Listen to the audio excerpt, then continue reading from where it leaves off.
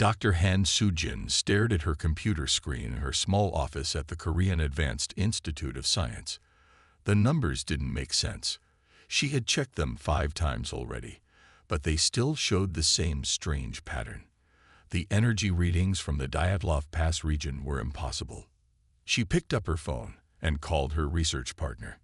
"Doo-ha, you need to see this right now." Dr. Kim Doo-ha arrived 10 minutes later, holding 2 cups of coffee. He was a tall man with round glasses who always wore the same type of blue sweater.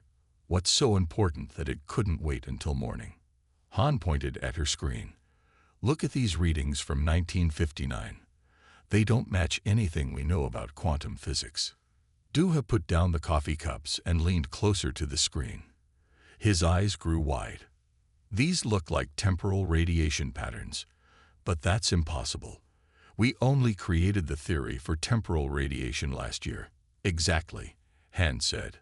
"Someone or something was giving off temporal radiation in 1959, at the exact same place where 9 hikers died mysteriously." Doo-ha sat down heavily in the spare chair. "The Dyatlov Pass incident. I remember reading about it. They found the hiker's tent cut open from the inside. Some of the bodies had strange injuries. The Soviet government never explained what happened." Han pulled up more data on her screen. "I found these readings by accident. I was looking through old scientific data from the region for my quantum field research. Look at this pattern. It repeats every few years, but it's strongest in 1959. "We need to investigate this," Doo-ha said. "But we'll need help and permission." 3 days later, they sat in a meeting room with Captain Lee Jin from the Military Science Division. He was a serious man in a neat uniform who asked direct questions. "Let me understand this clearly," Lee said. "You think you found proof of time travel activity from 1959? "Yes," Han said. "The energy patterns match our theories perfectly. Something was causing temporal radiation in that region. We need to go there and study it." "The Russian government won't let you," Lee said. "That region is still closely watched." "That's why we need your help," Doo-ha explained. "With military support, we could get permission for a scientific expedition. We have the equipment to measure temporal radiation. We might finally learn what really happened at Dyatlov Pass." Lee looked at their data for a long time. Finally, he nodded. "I'll help you, but on one condition. I come with you. If there really is evidence of time travel, the military needs to know." 1 month later, their small team arrived at the base of the Dyatlov Pass. They had 3 scientists, 2 research assistants, and Captain Lee. Their equipment was packed in heavy cases. The weather was clear but very cold. The snow-covered mountains rose high above them. Han checked her temporal radiation detector. The readings were already stronger than she expected. "Something's not right," she said. "These readings are growing. They're much stronger than the historical data." Doo-ha looked worried. "Could our equipment be malfunctioning because of the cold?" "No," Han said. "All the devices showed the same thing. The temporal radiation is increasing. It's almost like..." She stopped talking as a bright light appeared in the sky above them. Their equipment started beeping wildly. Captain Lee reached for his gun. "Like what?" Lee asked, staring at the light. "Like something is about to happen," Han whispered. "Something big." The light grew brighter, and all their devices stopped working at once. The world around them began to blur, and Han felt a strange pulling sensation. The last thing she saw before everything went dark was the date on her watch changing rapidly backward. When Han opened her eyes, she was still in Dyatlov Pass, but everything was different. The sun was in a different position. The snow looked fresher. Their modern camping equipment was covered in a thick layer of snow, as if it had been there for hours. "Is everyone okay?" Captain Lee called out. The team members slowly stood up, checking themselves and their equipment. "The date," Doo-ha said, looking at his watch. "It's February 1, 1959. Han checked her own watch. He was right. Somehow, they had traveled back in time, exactly to the period when the original Dyatlov Pass incident happened. None of our equipment is working, Park Min said, trying to turn on their devices. She was their data analyst, and she kept checking different machines, but nothing responded. Wait, the temporal detector is still running. The readings are off the charts. Lee took charge of the situation. We need to set up camp before it gets dark. We can figure out what happened after we're safe. They set up their tents in a small valley, protected from the wind. The temperature was dropping fast.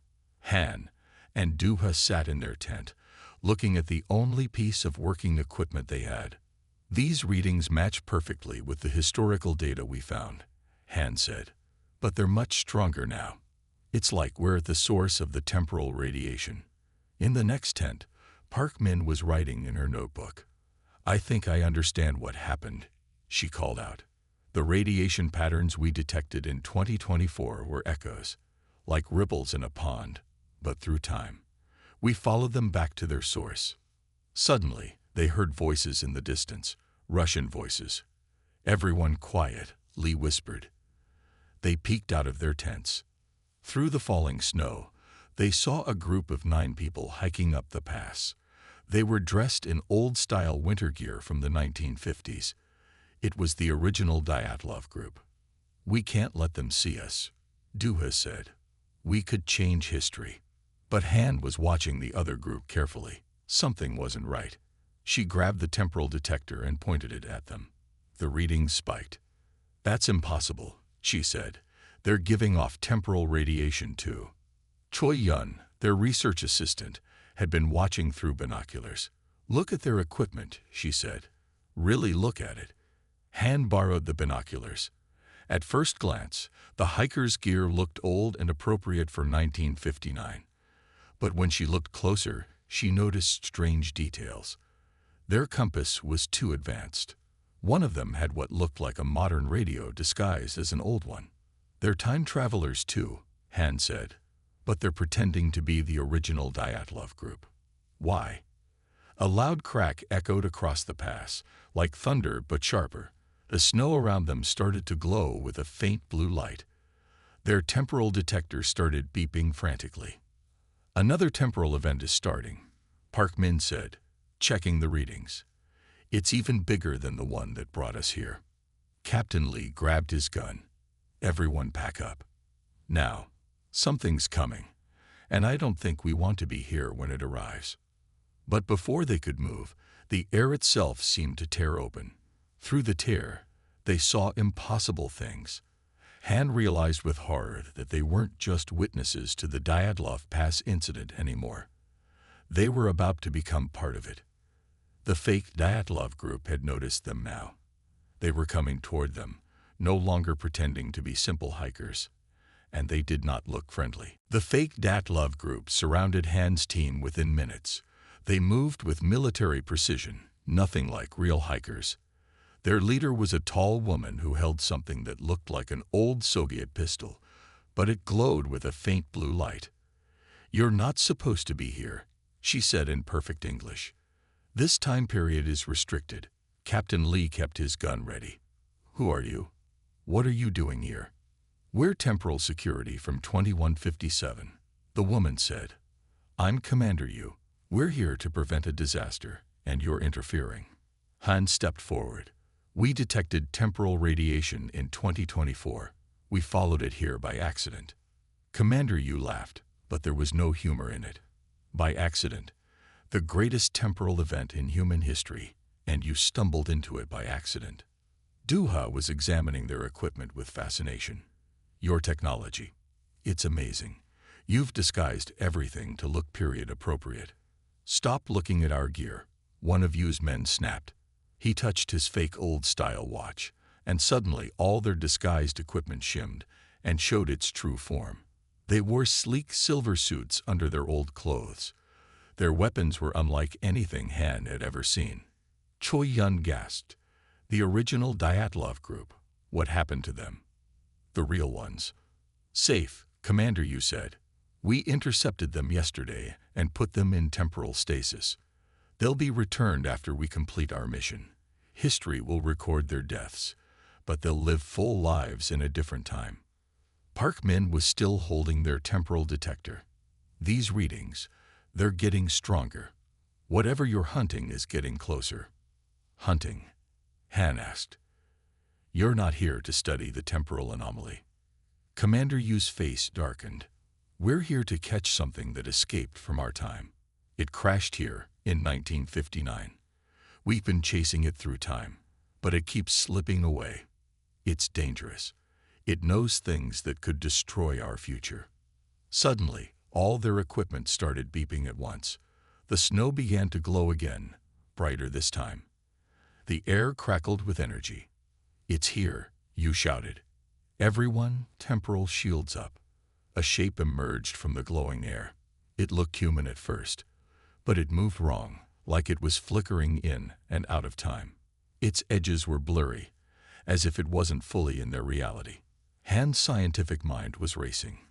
The entity wasn't just moving through space. It was moving through time, existing in multiple moments at once. Don't let it escape, Yu ordered. Her team fired their weapons, but the entity danced between their shots, between seconds of time itself. Then it spoke.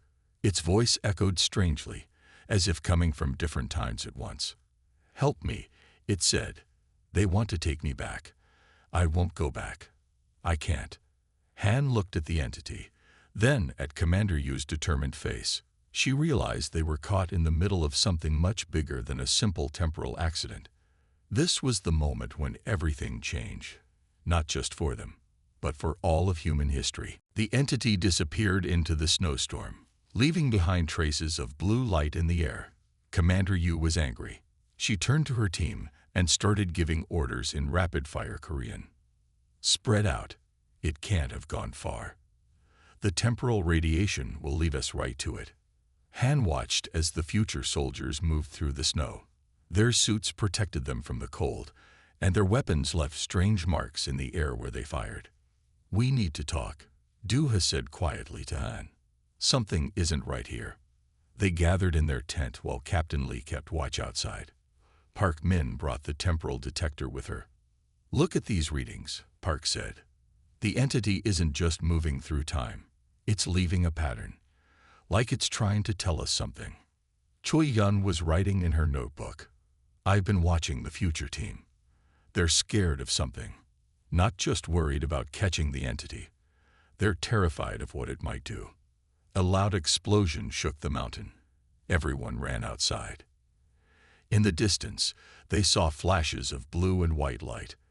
The entity was fighting back. It's not running anymore, Lee said. It's drawing them into a trap. Han studied the temporal readings. The entity is creating a time loop.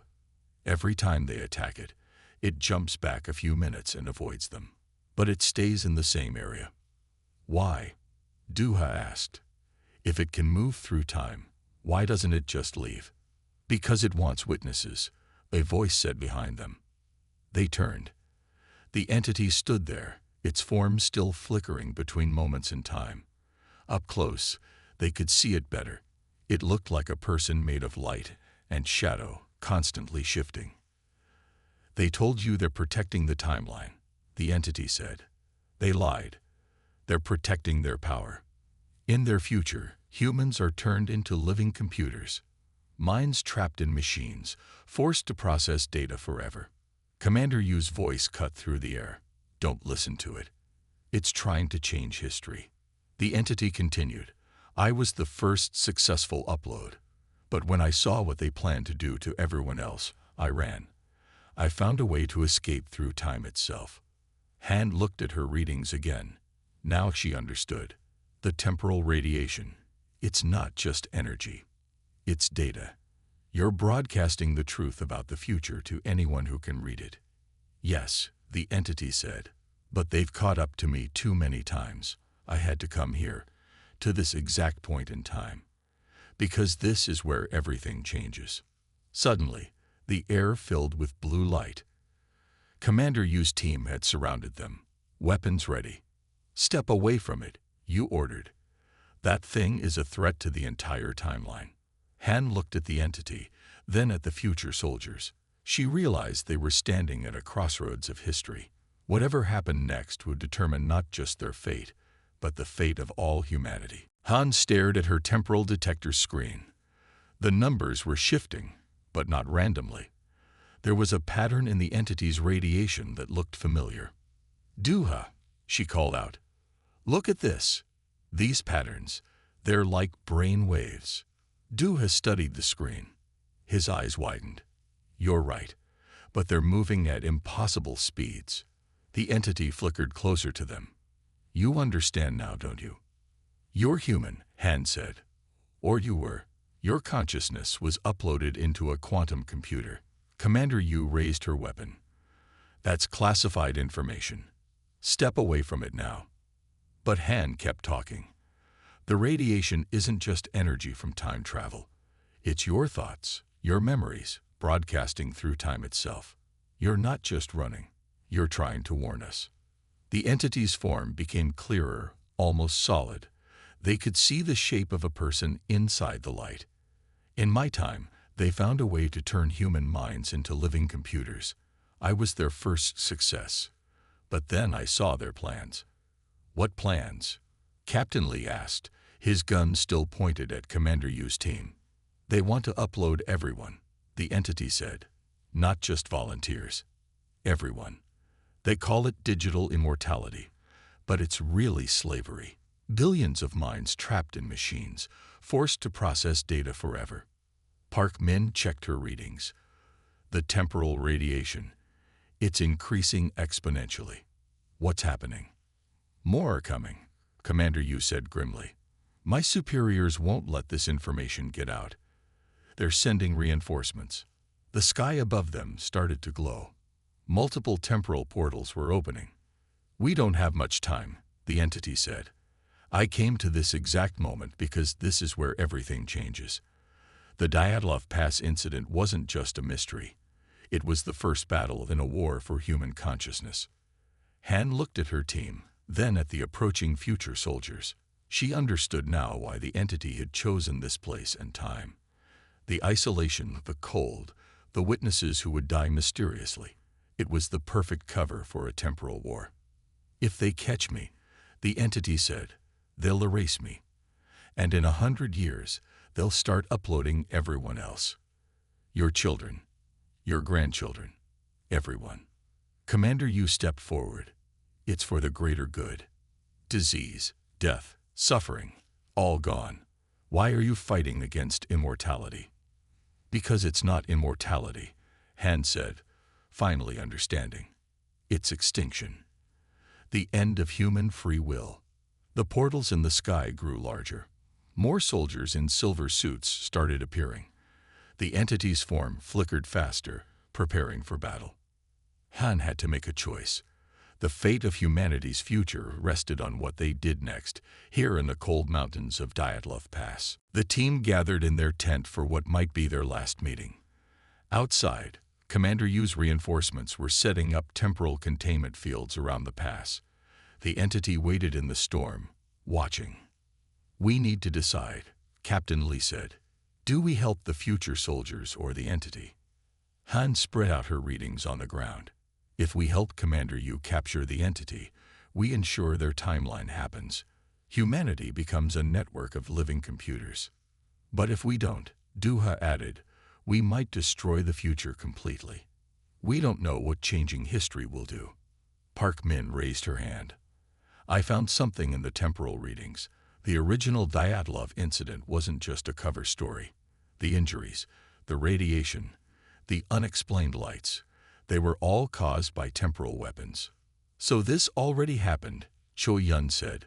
"We're not changing history. We're part of it." Commander Yu entered their tent. She had removed her helmet, and they could see she was tired. "You don't understand what's at stake. In my time, we solved everything. No more wars. No more hunger. Everyone lives forever." "As slaves," Lee said, "living forever in a machine isn't living. It's better than dying."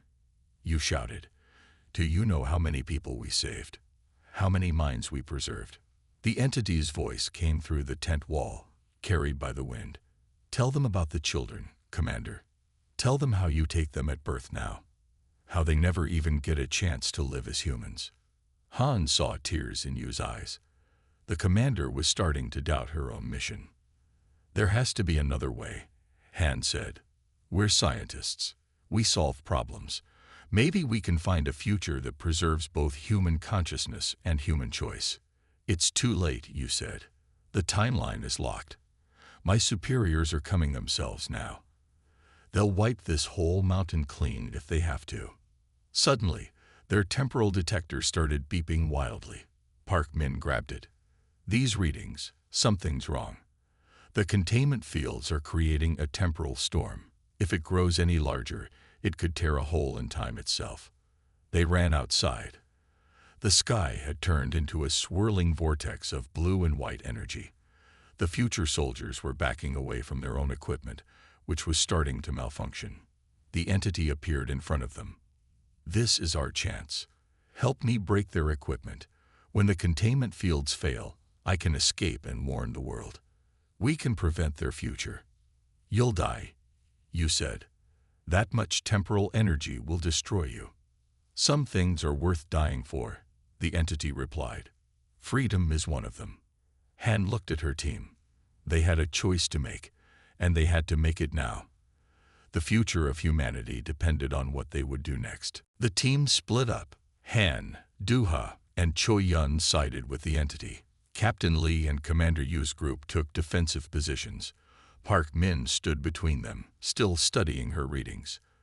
The temporal storm is growing, Park shouted over the wind. We have minutes before it tears reality apart.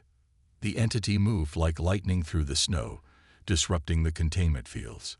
Future soldiers fired their weapons, creating waves of frozen time that turned the air solid. The generators, Han called out. We need to shut down their power source. Duha ran through the chaos, dodging temporal bullets that left strange holes in the air. He reached the first generator and started working on its controls. More portals opened in the sky. 3 massive ships appeared, hovering above the pass.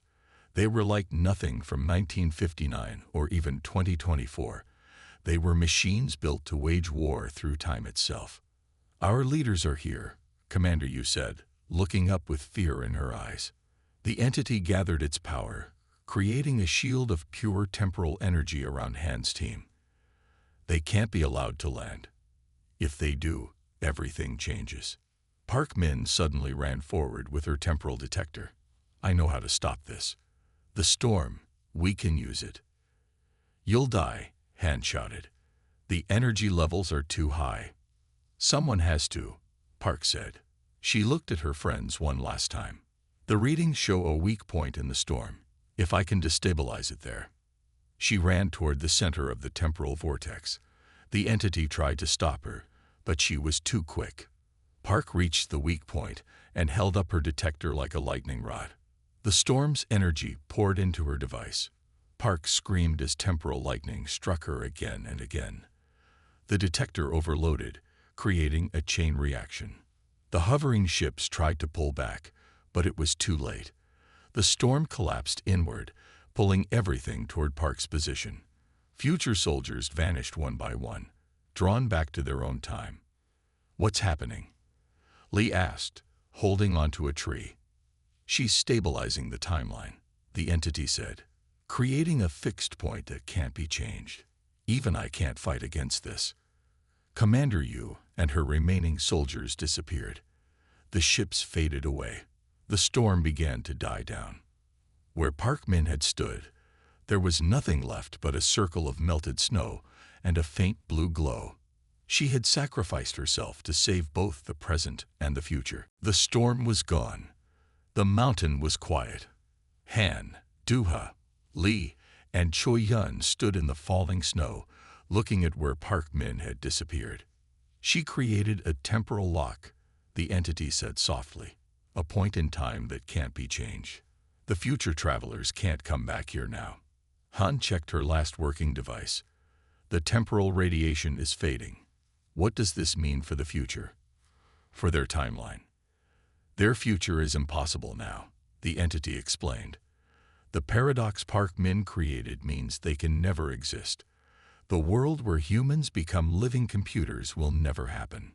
But what about the original Dyatlov group? Choi Yun asked. The real hikers? The entity moved toward the temporal lock point. They'll be found soon, alive but confused. They'll remember being caught in a strange storm, nothing more. History will mark this as a mystery, but humanity will stay free. What about you? Duha asked the entity. I'm fading too. That future doesn't exist anymore, so neither do I. But it was worth it. The entity's form was growing dimmer. Thank you for helping me save humanity's soul. Before their eyes, the entity faded away like morning mist. The last traces of temporal energy disappeared from their instruments. We need to leave before the rescue teams find us, Lee said. No one can know what really happened here. They gathered their remaining equipment. Han took one last look at her readings and saw something strange. The temporal lock. It's creating a path. We can follow it back to 2024. The team joined hands. The world began to blur around them. When their vision cleared, they were back in Han's office at the Korean Advanced Institute of Science. Only a few minutes had passed in 2024. All their modern equipment was working again. But when Han checked the computer, the old temporal radiation readings from 1959 were gone. History had changed. Will anyone remember? Choi Yun asked. Will anyone know what Park Min did for humanity? Han looked at her notebook. In it, she found a final set of equations she had written, showing how to detect temporal radiation, a warning for the future. We'll remember, she said, and we'll make sure humanity stays free. Duha pointed at the screen. The date was changing by itself, showing February 1, 1959. Below it appeared a simple message. Thank you. Keep watching the stars.